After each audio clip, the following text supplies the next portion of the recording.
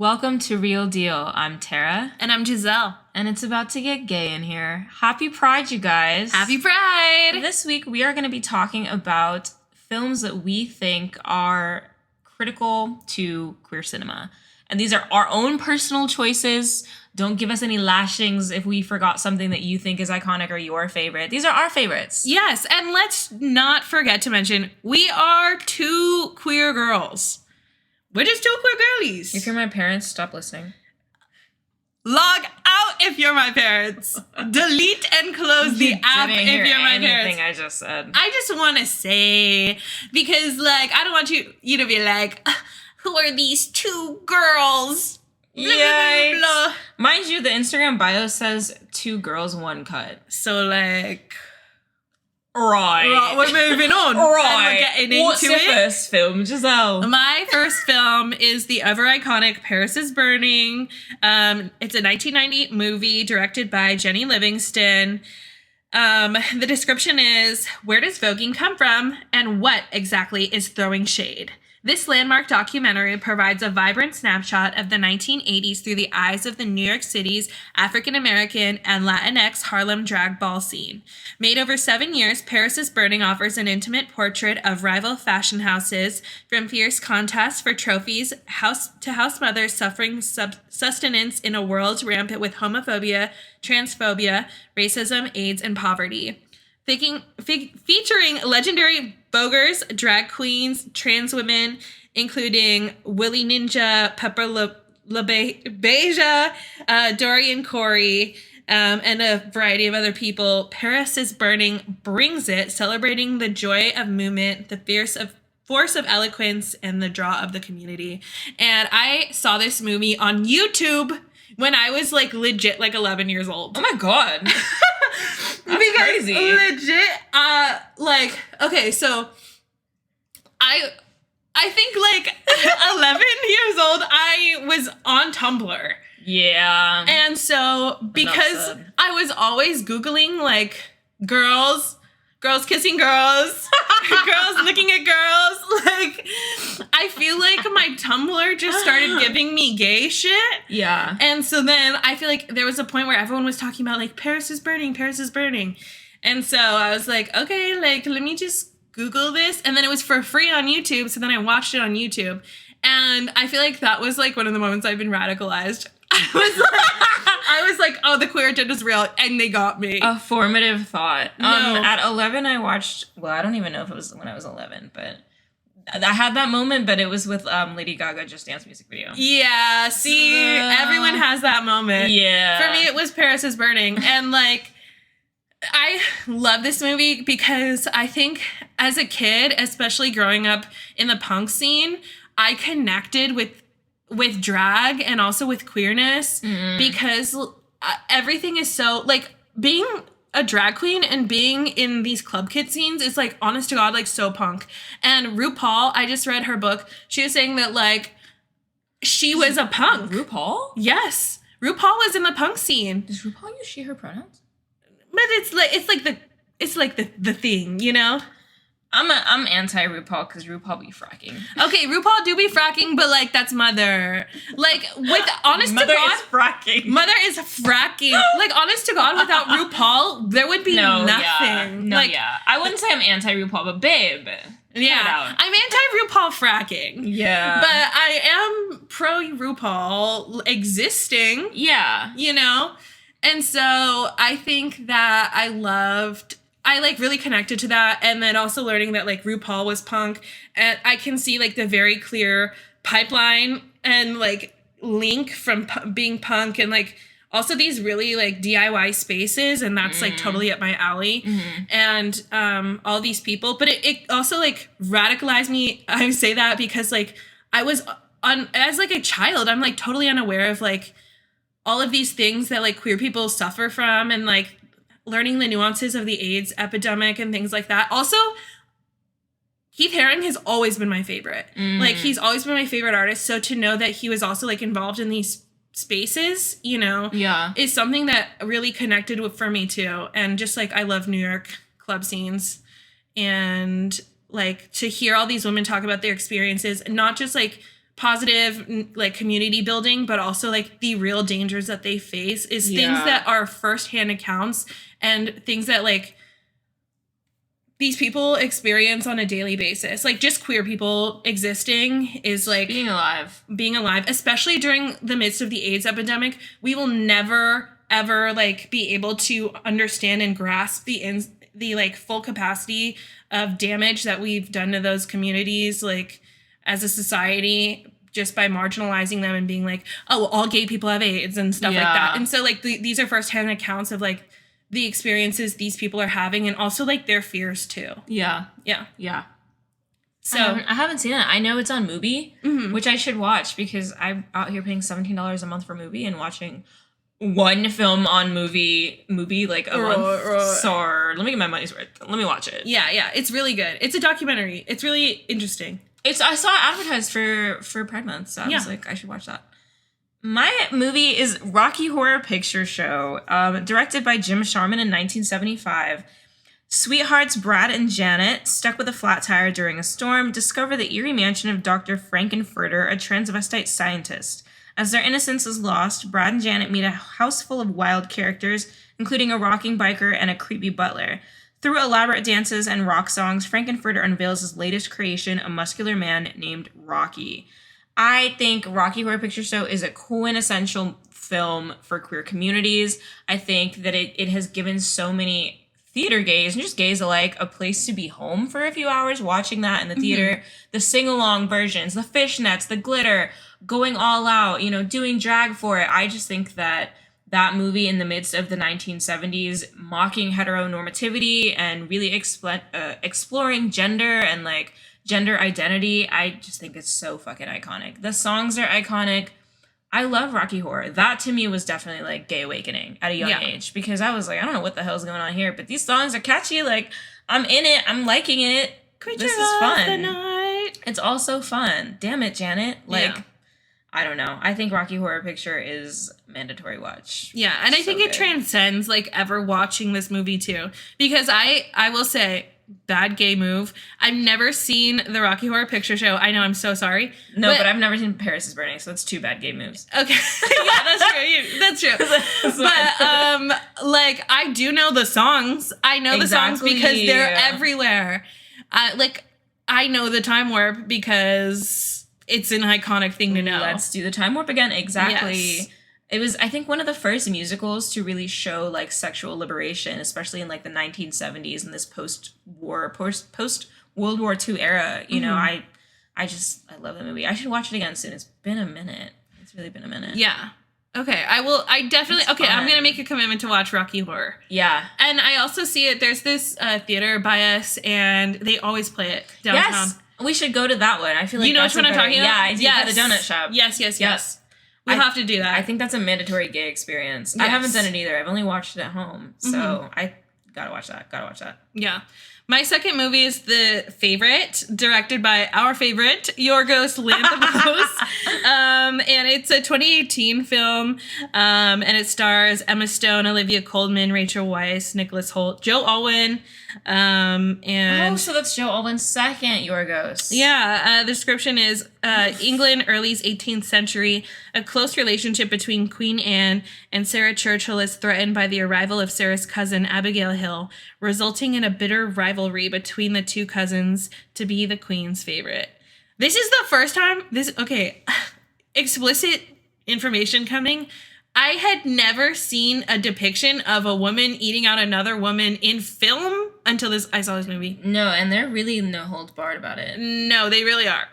And it was Olivia Colman too, which I feel like is, I think when we talk about, being sapphic or like lesbians, it's so over-sexualized. It's so like through the lens of a man. And so you're thinking of like porn stars or something like that, something super graphic and super sexualized. And lesbians look like regular women. Yeah. So I think that, I really like how that movie kind of depicts Olivia Colman. Yeah, I agree. Get her shit. Yeah, this is the first time I ever saw like lesbianness like in a more nuanced way in film. Yeah. I mean, obviously like I know that there are other movies that depict like lesbianness, but I feel like this was, for me, the first time that I was like, oh, like this should really just be happening. No, and I think too, it's important to mention, you know, before someone's like, you guys don't watch any queer cinema.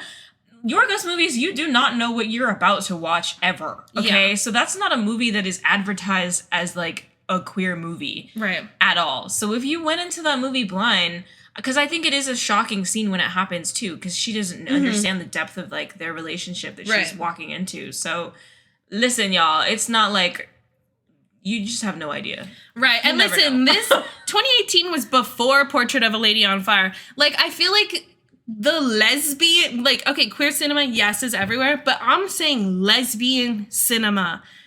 It's just really a couple handfuls of movies that are like big smash hits, are like big box office movies. And I feel like when like, this is one of them for me. Honest to God. And Portrait of a Lady on Fire. About The Handmaiden, as The Handmaiden is a 2016 film. Oh, everyone go watch that. Yes, I've never seen that. Oh my God, is that a lesbian-y movie? That shit is gay as fuck. Okay. It's so good. Okay. I cried the first time I watched that movie. I cry every time I watch that movie. Okay, I'm gonna have to watch it. Yeah. Top's the favorite. Yeah. Top's Lady on Fire to me. Okay. To me. I'll have to watch it. Yeah. I will have to watch it. So credit to Handmaiden. Park Chan-wook, you gonna do it for them every time. Oh my gosh. Every time. Your next movie? Okay, I'm gonna pick something that's not a movie. I'm gonna pick the only 61-minute episode of Black Mirror from season 3, episode 4, San Junipero. If you're gay, you've seen this fucking episode. It's so good. Yeah. It's so beautiful. And I think it's such a pivot from Black Mirror's usual direction, which is very dark and very sad. Instead, San Junipero, that is still kind of a sad episode, but it's a little more liberating. Yeah. I don't think there had any episodes that really featured queer couples. And this was like peak Black Mirror era. 2016. Yeah. So same year as The Handmaiden and same year when that show is getting all of this critical acclaim for its 3rd season. You've got these two women that meet each other in the 80s and they have this connection. And it, you know, of course, typical Black Mirror, something is off and you kind of can't tell what it is, you know, in 1987. And it turns out that they're in, like, not VR, but it's like an alternate reality because they're in the hospital and one of them got into an accident while fleeing from her parents because she came out and it wasn't well received. And so now we're at this point in the future where you can be kind of on hospice care and putting your mind and your soul online so that you can live out your life there. Oh my God, bye. Like, that's so beautiful. They get to be together and be happy together, and that's wonderful. And like, I think they disconnect so that they die in real life and then they're together forever in this reality. I just thought that was so nice because, you know, episode 5 is probably like doom and gloom and you're like, damn, I want to die. Every other Black Mirror episode is like, I want to die. I want to die. This is I want to die, but in a different romantic way. But in a different way. Like, I might sleep on the highway because it was cute and not because it's my only option. Yeah. So shout out to San Junipero. Shout out to Owen Harris, who directed this episode. Yeah, that was a really good episode. And that, I will say, does qualify for a movie. It was 60 minutes. Slay! You know what? Fuck it. Take and my last pick is Party Monster. And it was a 2003 release by Fenton Bailey and Randy Barbado. And this is an honorable mention movie for Chapel Rowan. Yes! Our queer favorite. Yes! Of course. And not just because of Chapel Rowan. Loved her looks. Loved that she was inspired by all of the costuming in this movie. And, like, the fact that this movie is literally queer icons know. Like, love that. But of also, like, my personal connection to this movie, because this is, like, when I really started getting, like, informed. Okay, I saw Paris is Burning when I was 11. Now we're fast forwarding a little bit. I'm in the 8th grade. This is the next year over. I'm going to high school. I'm obsessed with Macaulay Culkin. Okay, I'm obsessed with Macaulay Culkin. But I love that. Yeah, so Party Monster does feature Macaulay Culkin, Seth Green. Macaulay Culkin is Michael Alec. Seth Green is James St. James. Chloe Sevigny as Gitsy. Natasha Lyonne as Brooke. And then Wilmer Valderrama as Kyoki. And then Wilson Cruz as Angel. And so, like, I feel like this movie is based on a real story, by the way. It is the synopsis is the New York club scene in the 80s and 90s was a world like no other. In this candy-colored mirror ball playground stepped Michael Alec, a wannabe from Nowhere Special, under the watchful eye of veteran club kid James St. James. Alec rose quickly to the top, and there is no place to go but down. So this really just features, like, the main characters, Michael Alec and James St. James. And I, of course, was obsessed with Macaulay Culkin at this time. So I was just telling Tara about this, like the pipeline of everything. And so I'm obsessed with Macaulay Culkin. I watched this movie. Then I look up James St. James. I find out he's like literally the club kid of club kids, was like one of the biggest in the New York scene. I'm obsessed with him. That channel was on Wow Presents, which, you know, the Drag Race watchers would know. Wow Presents used to be like the channel that carried Drag Race. So I just love everything about this movie. The costuming is so good.